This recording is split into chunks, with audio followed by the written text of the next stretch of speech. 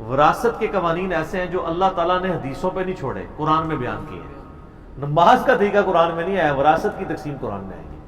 اس سے ذرا اس کی امپورٹنس کا اندازہ کریں، اور اللہ تعالیٰ کتنا اسٹرکٹ ہے، اور بار بار اس میں کہتا ہے یہ اللہ کی حدیں ہیں، اس کا خیال ہے۔ تو آپ کو اپنی بہنوں کو یہ حق دینا ہے، ٹھیک ہے جی۔ یہ بھائیوں کو پہلے سمجھانے کی ضرورت ہے، اور ان کو بتائیں، بخاری اور مسلم دونوں میں حدیث ہے، جس نے ایک بالشت زمین، ایک بالشت 9-10 انچ بنتی ہے، کسی کی دبا لی، زمین و آسمان کا توق، 7 زمینوں کا توق اس کے گلے میں ڈالا جائے گا قیامت کے دن۔ یہاں تو پورے پورے مربع دبا لیتے ہیں۔ سعید ابن زید کے بارے میں آتا ہے کہ ایک عورت جس کا نام تھا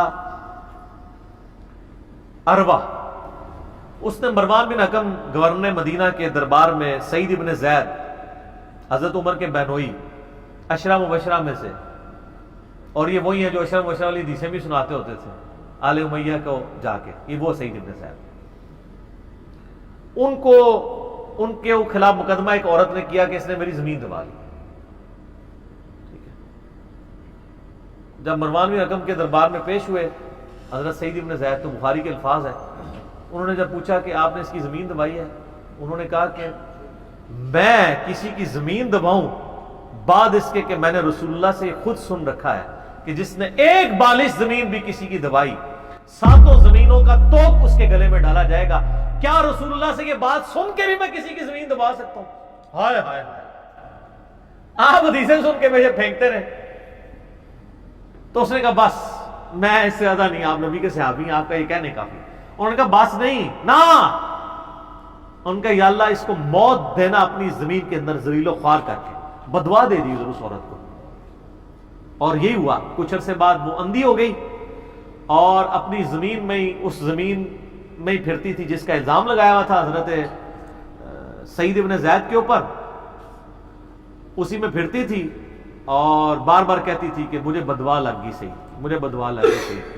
اور ایک دن اسی طریقے سے اسی زمین میں گھوم رہی تھی، وہاں پہ ایک کنواں تھا، اس میں اوندھی جا کے گری اور ادھر ہی مر گئی، وہی اس کی قبر پڑی۔ یہ بخاری کے الفاظ ہیں، ایک صحابی کی بدوا لگ گئی۔ تو اس میں یہ الفاظ ہیں کہ یعنی ایک بالش زمین۔ تو اب جن لوگوں نے پورے پورے مربع جدادیں مکان دبائے ہوئے ہیں بہنوں کے، تو بہنوں کو چاہیے کہ اپنے بھائیوں کی آخرت کی فکر کرتے ہوئے ان سے یہ مال لیں۔ اور یہ خالی بات معاف کر دینا یہ کوئی حل نہیں ہے، انگور کھٹے ہیں، وہ معاف اس لیے کرتی ہے کہ ملنے کوئی نہیں ہے۔ اور جو بھائی کہتے ہیں نا جی وہ معاف کر دیا، ان کو کہ اس طرح نہیں نا، آپ جداد میں سے پیسے نکالیں، جو ان کا 8-10 لاکھ روپیہ بنتا ہے وہ ان کی تلی پہ رکھیں، اس کے بعد ان کو کہ وہ آپ کو گفٹ کریں۔ وہ تو تھانے کچہریوں سے بچ رہی ہوتی ہیں، کون وکیل کرے گا، کون کورٹ میں مقدمے کرے گا، جب تک مقدمہ چلے گا۔ یہ بھی ہمارے گھر میں وہ عورت بیچاری اپنے خامن سے بھی گالیاں کھائے گی، اپنے بھائیوں سے بھی کھائے گی، اور وکیل کے پیسے کس نے دینے ہیں؟ خامن نے۔ تو وہ تو بیچاری 2 چکی کے پاٹوں کے درمیان پس جائے گی، وہ کہتی ہے جان ہی چھڑاؤ، اس لیے نہیں لے رہی ہوتی ہے۔ بہرحال لینا چاہیے، اور اس میں سب سے بہترین رول ادا کر سکتے ہیں ان عورتوں کے اپنے بچے۔ وہ اپنی ماؤں کو کہے گے اماں جی لو قصہ ہے ہمارا، کیوں نہ لیں؟ خاوند کہے گا تو ذرا عورتوں کو ویسے ہی برا لگ جاتا ہے کہ وہ یہ اپنے چکر میں ہے۔ اولاد تو کہہ سکتی ہے، اور یہ اس کا حق ہے۔ جب بخاری مسلم میں حدیث ہے، آپ کو یہ اجازت نہیں اللہ نے دی کہ آپ اپنے 1/3 مال سے زیادہ کسی کے لیے وصیت کر دیں، اور اپنی اولاد کے لیے آپ نے چھوڑ کے مرنا ہے۔ تو وہ جو آپ کے نانی نانا مرے ہیں، تو وہ اپنی پوری اولاد کے لیے چھوڑ کے مرے ہیں نا، کہ صرف اپنے بچوں کے لیے چھوڑ کے مرے ہیں، بچیوں کے لیے نہیں مرے۔ لیکن اس میں ایک ذرا تھوڑی تلخ حقیقت ہے، جو ایک یعنی کیلکولیشن ہو رہی ہے اس میں۔ عموماً جب بچیوں کو بیاہ دیتے ہیں نا لوگ، تو ان کو جہیز اتنا دے دیتے ہیں کہ وہ کہتے ہیں بس اسی میں وراثت کور ہو گئی ہے۔ حالانکہ جہیز الگ سے چیز ہے، وراثت تو مرنے کے بعد تقسیم ہوتی ہے، زندگی میں تو ہبہ ہوتا ہے، اور وصیت بھی ہوگی مرنے کے بعد ادر دین وارث کے لیے۔ بخاری میں وارث کو تو وہ ملنا ہے جو سورہ نساء کے دوسرے رکوع میں لکھا ہے، مسئلہ 22 میرا ریکارڈڈ موجود ہے۔ تو یہ بھی ذرا غلط ایٹیچیوڈ ہو جاتا ہے۔ اپنی زندگی میں ہی نا ذرا اولاد کو صحیح طریقے سے وصیت کرنی چاہیے کہ بھئی یہ زیادتی بہنوں کے ساتھ نہیں کرنا۔ اب لوگوں میں ایجوکیشن آ رہی ہے کہ لوگ اس حوالے سے کوشش کرتے ہیں اور اپنا حق لیتے ہیں بھائیوں سے، لیکن وہ تھانے کچہری ہیں، پھر بھائی نہیں رہتے ساتھ۔